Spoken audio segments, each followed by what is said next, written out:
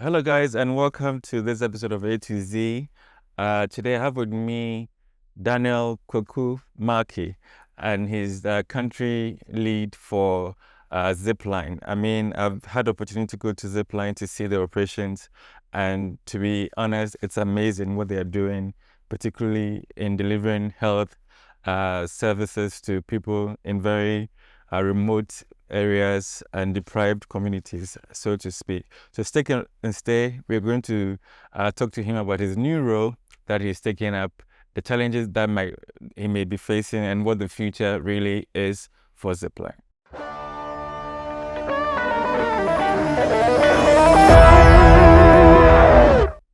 Welcome back, Kwaku.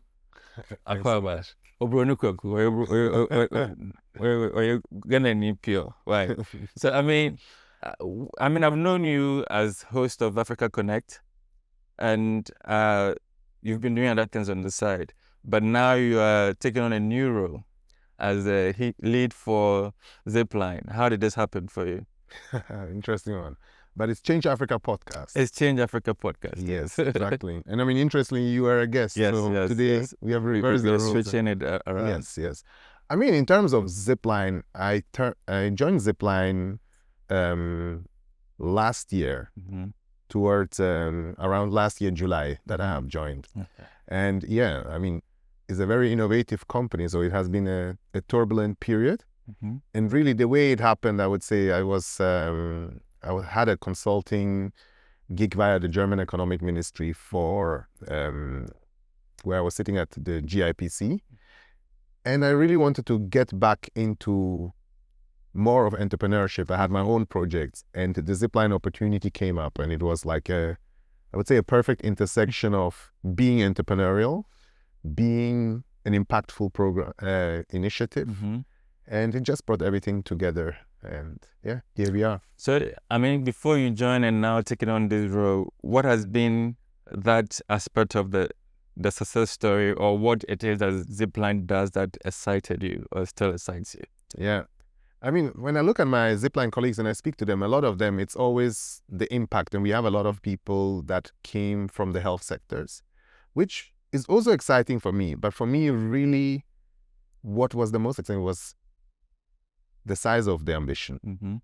And aside of the size of ambition, it's also, as an entrepreneur, I've been working on a company called Boxplay. So that's my company, and it's a venture builder. And the dream of Boxplay was always to create an ecosystem where Ghanaian African founders could create like world-changing companies. But if you are being honest, there is like a lot of things that need to happen before we get there. And to me, it felt like Zipline, to some extent, is a blip in time, because we had the opportunity to do something that is radically innovative and that was really focused on Africa, like initially, and Ghana was an important market. So it had those kind of features to it that I felt like was a very special opportunity, I would say. So what is that brief that you were given when you took up this position? The brief, I mean, that's an interesting one, because I feel like it's almost like it's something you can't prepare for.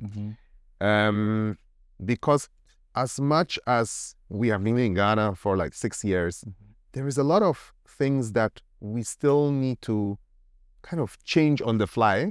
And we are not a small operation. We are employing more than 200 Ghanaians. We have 6 distribution centers. But at the same time, we still need to do a lot more. We still need to integrate further in terms of the healthcare sector.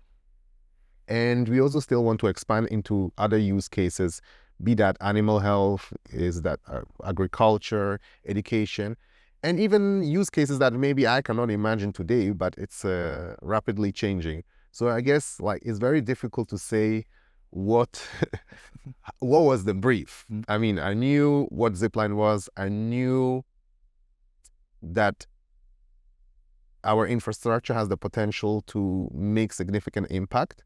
But then beyond that, I would say it's a steep learning curve every day. It's still ongoing. So currently you have 6 distribution centers. Where are these? Yeah.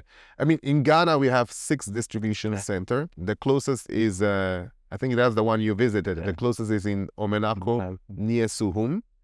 And then in the initial plan, with 2 additional distribution centers, we could actually cover the entire country. So currently we cover a good portion of it, because each of these distribution center has like a catchment area of about 38,000 square kilometers. Like our drones can go a maximum of 250 kilometers, but for redundancy and like safety margins, we usually serve like a radius of around 110 kilometer one way, and then it can still come back. Good. I mean, you did talk about wanting to expand the operations in terms of covering more, but in terms of the technology itself, is it changing? Is it evolving to next level also? What should we expect? I mean, the technology, I mean, we are always working to improve. Now, maybe for context, the technology that we are deploying in Ghana, that was our first technology. We are calling it the Platform 1. And the Platform 1 is like a combination of centralized warehousing with the aerial logistics, but really conceptualized for rural areas, for these longer flights. Now we have a new technology, the Platform 2, which is more for urban settings. And the Platform 2, we deployed it, we started in the US and are really focusing on the US. So there's more also commercial use cases that we are working on. But now to go back in terms of improvements, even for the Platform 1, there's constant improvements. I mean, there's improvements in terms of little things, in terms of how do you package. The packaging size, we recently increased it. So we have a new package that can take a larger quantity. And it's also, I mean, I always say it's a system, it's a piece of infrastructure. So the improvements are not just what we are continuously doing on the batteries, on the drones and so on, but the improvement is how do we build it out together with, let's say, Ghana Health Service, Civil Aviation Authority, with dealing with the weather conditions, flight restrictions, and so on and so forth. So improvements are continuous. And I think when you really see the highest impact is when you build it as a system, and we are the technology provider, the solution provider, and government, we really integrate with them and they drive the use cases. That's when we'll see the impact and even more improvements, be it in data utilization, artificial intelligence. It can go on and on. Fantastic. And I like the fact that you brought in government. I mean, you work primarily with government in the health sector. And I mean, when Zipline came into being, it was met with a lot of politicization. I think the first year or so was all about politics. And then eventually people sort of warmed themselves up to the operations and now started to appreciate what it is that you're doing. This is the first time that there's a change in government from the ones that sort of were around when it started. Does this change offer any challenge or perhaps opportunities for you to prove and do more, perhaps? I mean, Zipline is a global company. We operate in 7 countries. Ghana was the 2nd country. Yet, I mean, to what you're saying, when you go out on the streets and when you engage with people, I mean, me personally, I had the encounter where the first thing that people mention is, the politicization that you are pointing at. But I think that is something that we want to change just by showing our impact in what we are doing. And ultimately, what we are a company that at the current moment in time has a contract with the Ministry of Health. So we work with government, irrespective of who comes in. And our aim normally should be aligned with the ministry, with the Ghana Health Service, because we want to make the impact. We want to have 0 missed opportunities to vaccinate a child in Ghana. We want no mother to have to die because she's not getting critical commodity in time. So these kind of goals should be easily compatible with any government. So I think for us, what we are doing is really focusing on how can we be the most effective? And yes, of course, we need to work with government to achieve that. And I think when you look even at the current healthcare agenda that has been put out by the new government, I think there is a lot of opportunity that we can support with, from Mahama cares to free primary care across the country, from even going beyond healthcare. You can think about the 24-hour economy, and you really start to think, yeah, how do you really do that? And when you think, it was like, Zipline is perfect because it's autonomous. So really, whether night or day would not have an effect on the operation. So I think there is a lot of opportunity, and I think there will be continuous opportunities. And I think the other thing that I would like to mention is, there was the USAID stop work order, right? And when you look at it, it's like we stepped in and we supported the current government at no incremental cost because it's under a contract with a flat fee. And I think those kind of support and impact should definitely not be politicized and have its advantages irrespective of who is in power. Fantastic. But in general, how does Trump's policies on aid and everything affected your operations? I mean, the first thing is for Zipline, for instance, we have never received $1 from USAID. Now, of course, what happened has been a shift in the development cooperation space, but we have seen it as an opportunity. We have seen it as something that, there needs to be a new system for development cooperation, a new system that is more effective, irrespective. I mean, it has nothing to do with politics. It's like, ultimately, if $1 is invested into a development corporation, how much ultimately lands with the real beneficiary? And I mean, there's a lot of different studies, but I saw that with USAID, to some extent, this was around 7% that actually landed with the beneficiary.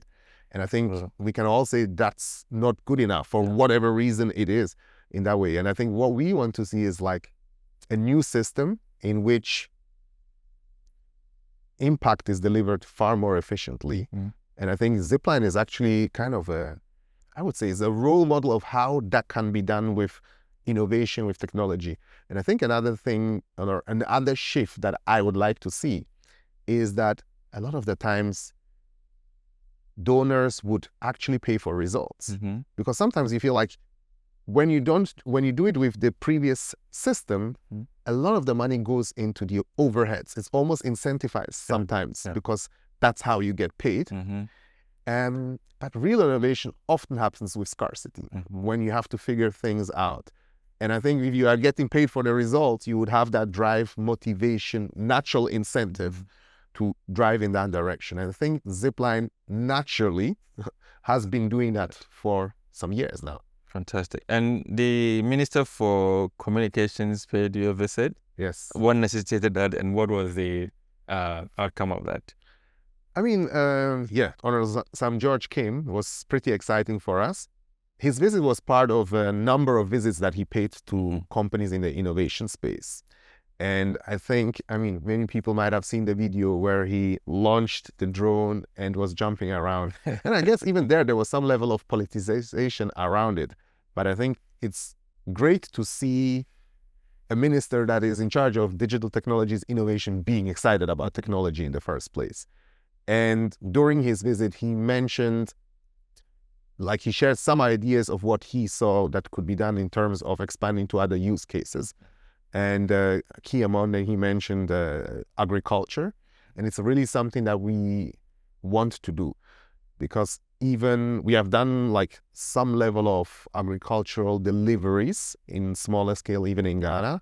But when you look at Rwanda, we have made far more advances in the animal health space, for instance. We have been doing artificial insemination for bovine, and we are actually launching a national campaign or strategy for that in June. Okay. So I think there's as much possibility there in Ghana. And the thing is, some of these things, yes, health, animal health, agriculture, but ultimately it can be an engine for growth. I was always talking about Zipline being like a piece of infrastructure, a system, and it democratizing access, access to government to build its use cases, but then ultimately also access to Ghanaian entrepreneurs eventually at scale, that they can deploy use cases that right now we cannot even imagine. And as such, I think that aligns with what we want from a ministry and what the minister wants in terms of digital technologies, innovation. And as such, I mean, what we want to do with the ministry is really to see, what are the areas, where can we deploy it? And he also mentioned that he would support us with the connection to the Ministry of Food and Agriculture. So we definitely want to take him up on that as well. I mean, being my nosy self, I want to find out why the case of Rwanda has been that different. Why have they made those advancements into those other spaces that Ghana hasn't yet got? I mean, there can be different reasons. But just also for context, in Rwanda, for instance, we have done very well in the blood sector.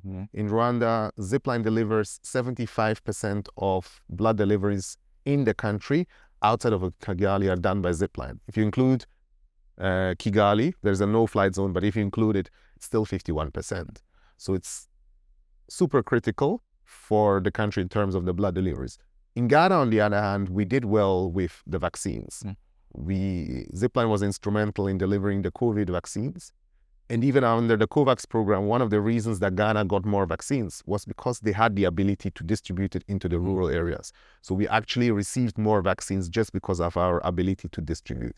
So there's also examples where Ghana did really well. But then ultimately, what it comes down to, I really think, is like the different stakeholders working closely together. And then also, I kind of hinted at that earlier in one of my responses, but when you look at it, how do you optimize the system? So when you look at Rwanda, they centralized some of their processing facilities for the blood. Because now when you centralize, you can actually have like state-of-the-art facilities and then utilize the distribution, and you can really optimize it to your needs. So I think that is what needs to happen. And I mean, we are trying to work closely with the National Blood Service, for instance, as well, to do that transformation project. And the same effort needs to be done in all the other sectors, because yes, it's a piece of infrastructure in terms of the central warehousing and the delivery. But then for that infrastructure to work, it has to be integrated and optimized towards the realities on the ground. Fantastic. I mean, amazing things being on earth here. So what's next? I mean, what's the short-term goal that you see, and perhaps longer?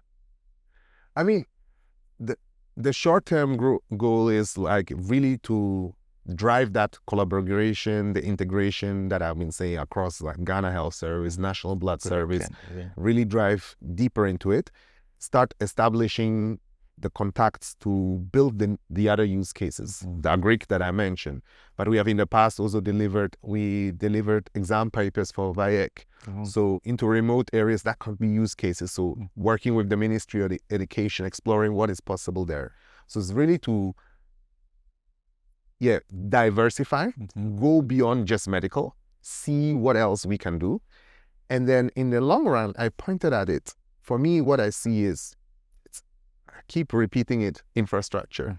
So I want us to have the infrastructure that goes across the country and enables us to really optimize it, use it. And then as a Ghanaian as well, not just as a zipliner, as a Ghanaian, looking at something where we have that infrastructure built in Ghana that is world leading. Because right now, to some extent, we already have it, but far more can be done. And when I say we already have it, Zipline, we have done currently more than 1.5 million flights worldwide, globally, since inception. And more than 50% of those have been done in Ghana. And it's an achievement for Zipline, but I think even more so, it's an achievement for Ghana, because I pointed at the integration at, the Air Force is involved, Ghana Civil Aviation Authority, and so on. It's really something that is world leading and that can have the tremendous impact. So I think the long-term vision is really to build out that infrastructure and having it cover the whole of Ghana and having use cases built on it that I cannot even imagine. Yes. Fantastic. It's certainly hope to live long to see what becomes of Zipline, not just Zipline, but everybody else within that innovation space, because like you said, this is a good case study of something that has started in Ghana or taken off in Ghana and continues to evolve. So I'm really looking forward to see what happens. Thanks so much, Daniel, for coming through. And stay on Ameyaw TV for more amazing content. Bye-bye. Bye.